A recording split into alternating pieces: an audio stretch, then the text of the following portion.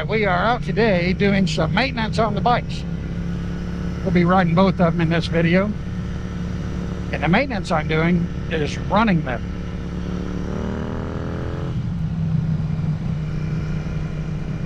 Because just letting them sit is one of the worst things you can do to a motorcycle.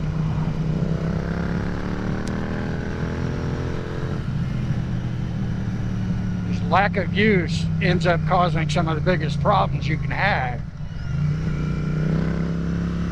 One being the battery. You can keep it on a charger or whatever, but you're much better off just taking the bike out for 20 miles or so. Run the piss out of it at least once a week.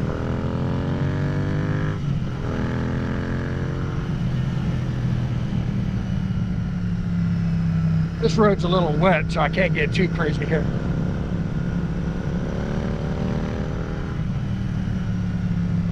This is also a test of my microphone to see if I've solved my popping noise issue.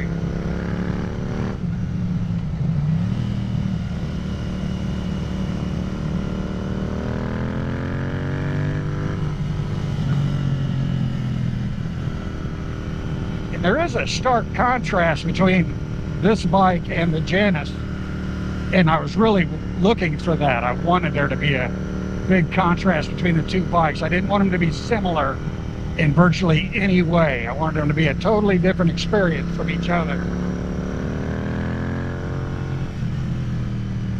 And this bike it's much more smooth and refined than the Janus. The Janus has a much more like agricultural feel to it, but the GT is also noticeably top heavy compared to the Janus, because the Janus is so light, it's almost like it's not even there. If I get off that, get on this, I'm like, whoa. Gives a whole new meaning to tipping into a corner. You almost tip into it and feel like you're gonna drop the dang thing. Then the seating position is incredibly different. Whenever I get on this thing, after I've been on the Janus, I just feel totally cramped up, like I'm just burnt. Handlebars are narrower, much lower. Foot pegs are higher and further back, obviously. I feel like I'm getting onto a rocket ship every time I get off that bike and get on this one.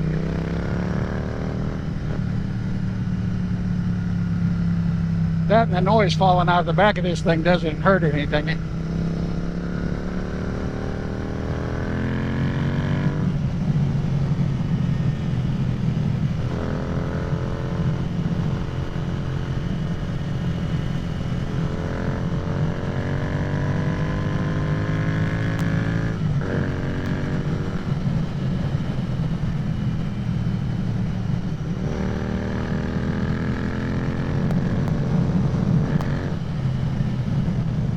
And this is my turnaround right here around this corner. We'll turn around, head back, and go get the other one.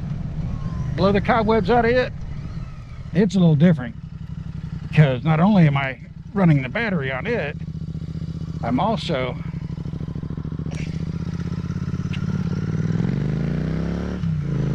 running fresh gas through the carburetor. It's more susceptible to clogging than a fuel injected bike, because you got a fuel pump on a fuel injected bike and it pressurizes the system and sprays fuel into the throttle bodies for the injectors, where a carburetor is all gravity fed, so it doesn't take much to interrupt that fuel flow. That's why carbureted bikes are more susceptible to bad gas in the wintertime than fuel injected bikes.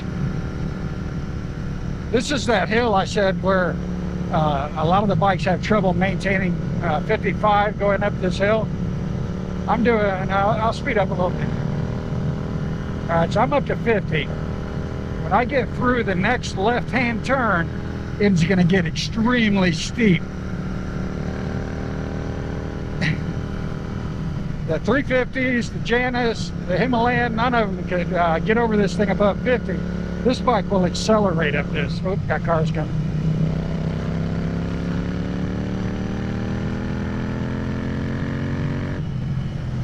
But I was accelerating in top gear up the hill, one of the steepest hills around here, and it just flew over the top. We had 55 by the time we got to the top.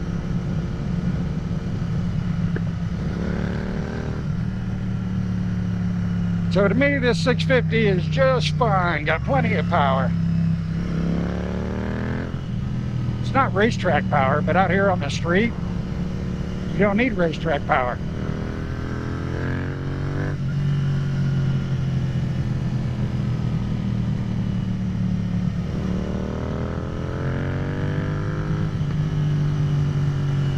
I'm not going to do any engine work to this one because I have just too much fun on this the way it is.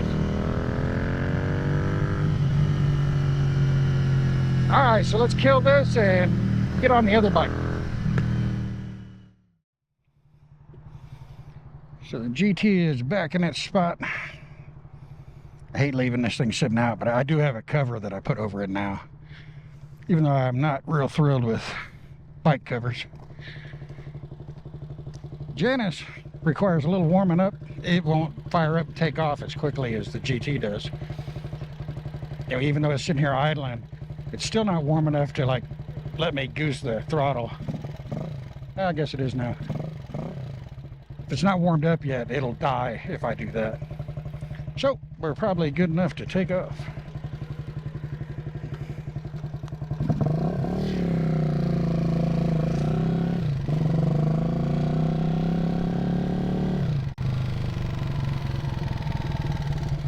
Like I said, the GT just feels more refined than this. This has a more farm equipment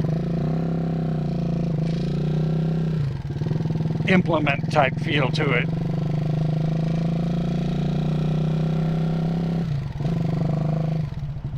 Where the GT just, like I said, it just feels more refined. And the gearbox is a little bit clunkier on this. It's not as slick as the GT.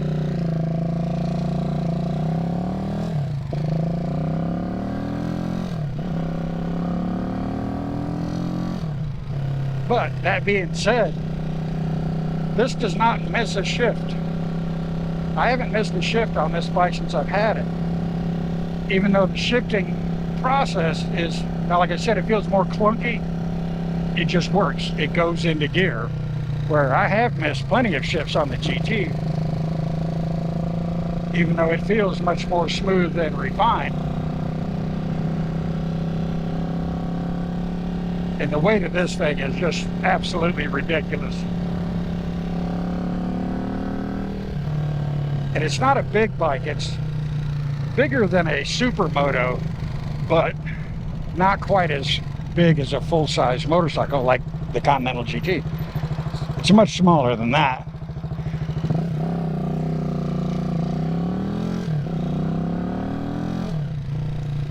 But the looks of it, it's kind of an illusion. It doesn't look as small as it really is. And that weight combined with the size is crazy.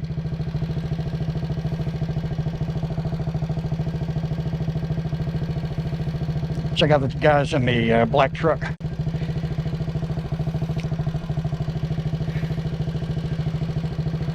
Get lots of thumbs ups and nods and waves. The general public is very receptive to this bike for some reason.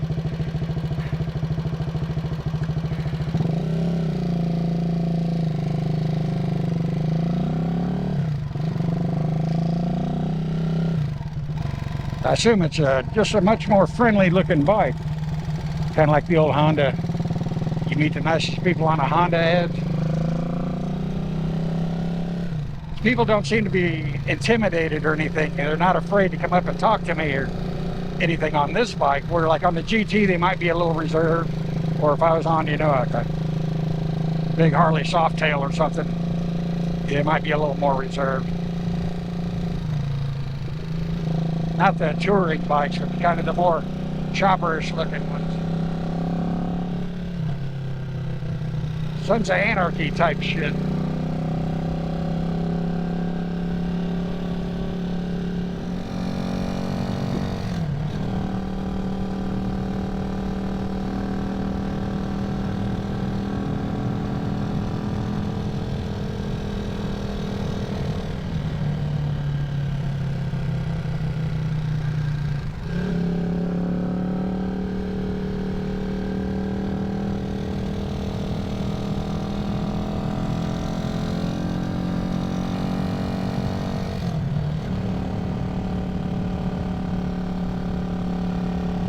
this is kind of like my little once a week ritual I do with the bikes. I try not to let them sit for more than a week without riding them. So I don't really need to go do the 20-mile ride. I keep it a lot shorter because I ride them more frequently.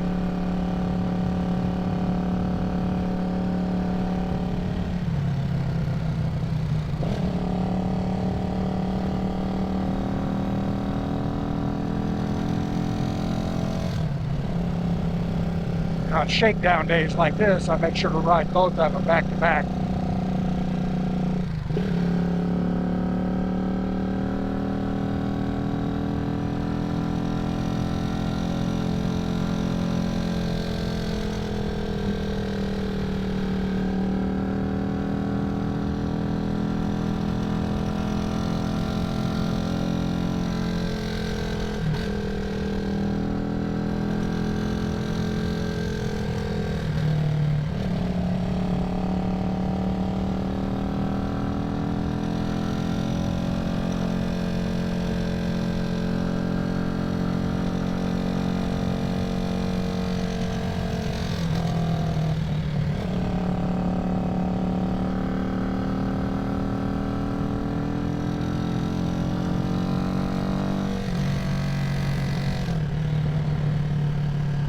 This is the downhill part that I always say is really steep when we come up this road. So we'll see how this does compared to the GT. I'll tell you right now, the GT will spank it. This has less than half of the horsepower of that bike. And that bike's got a lot of torque, where this bike doesn't have a lot of torque. And that's just kind of par for the course when it comes to having a small bike. 250, 350s, 125s, they don't make a lot of torque.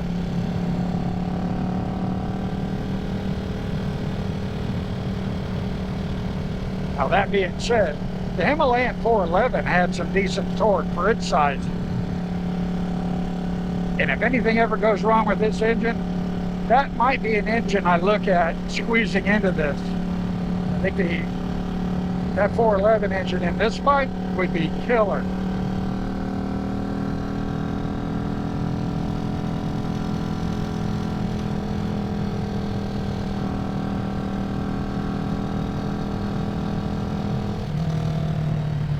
All right, so we're back at our turnaround.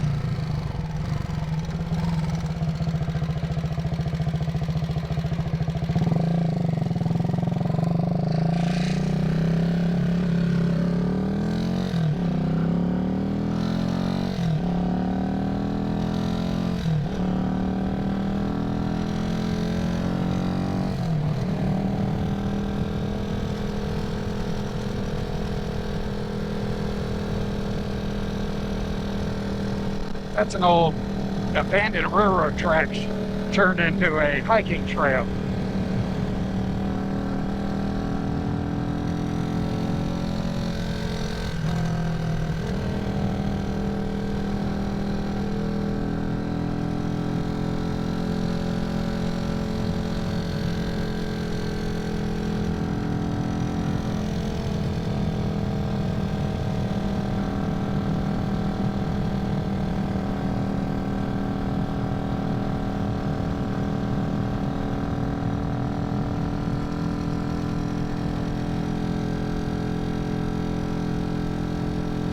All right, so this left-hander's our steep hill. See what happens on this thing.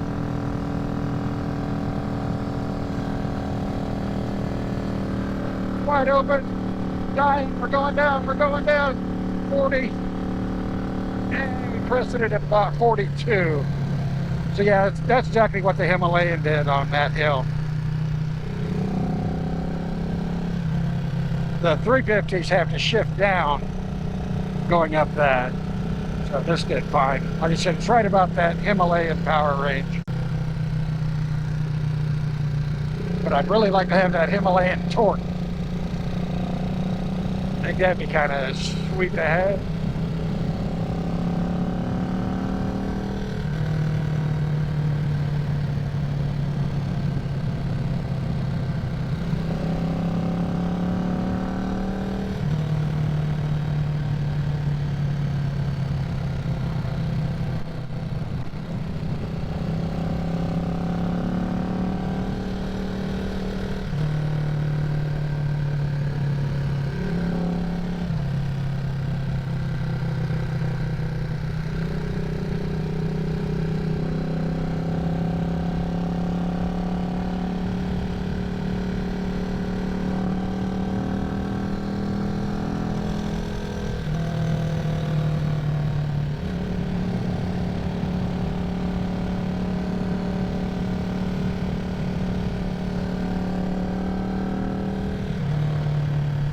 Now, I had a car behind me when we turned around, but he is nowhere to be seen in my mirrors now. So even a bike this small, with this little amount of horsepower, is actually pretty quick on these twisty back roads.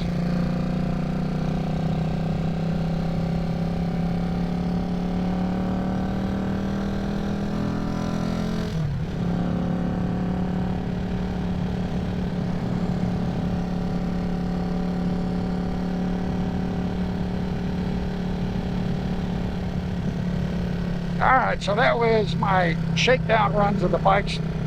I said I do that once a week at least. Just kind of had a little bit of time, so I threw the camera on. I wanted to see if I could solve my popping noise issue. So see if that worked. And hopefully the weather will cooperate with us on my days off. And we can get back to doing some camping and riding and all kinds of crazy stuff.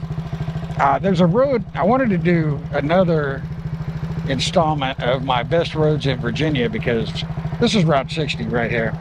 And I did a video on Route 60 on the west side of the Shenandoah Valley in an area called the Allegheny Highlands, which is what the mountain range on the west side of the Shenandoah Valley is called. That's a sub-range of the Appalachian Mountains. These are the Blue Ridge Mountains. They're on the east side of Shenandoah Valley, and they are also a sub-range of the Appalachian Mountains. But it's only about 10 miles east to west to get across those things. And the road, this road, Route 60, going through there, is actually a pretty good ride. There's no real like destinations there though. It's straight up. It's a ride and that's about it. But I kind of want to hold off on it until the foliage is back up a little bit. So you guys got something, you know, decent to look at instead of trees with no leaves all over the place. We determined what the difference between foliage and foliage is in the last video. Foliage is the plant life. Foliage is when the plant life's in your way and you can't see a damn thing. It foils your view. So it's not every day I get to coin a new term. Alright, hopefully this was worth watching, and I'll catch you guys next time. Take care.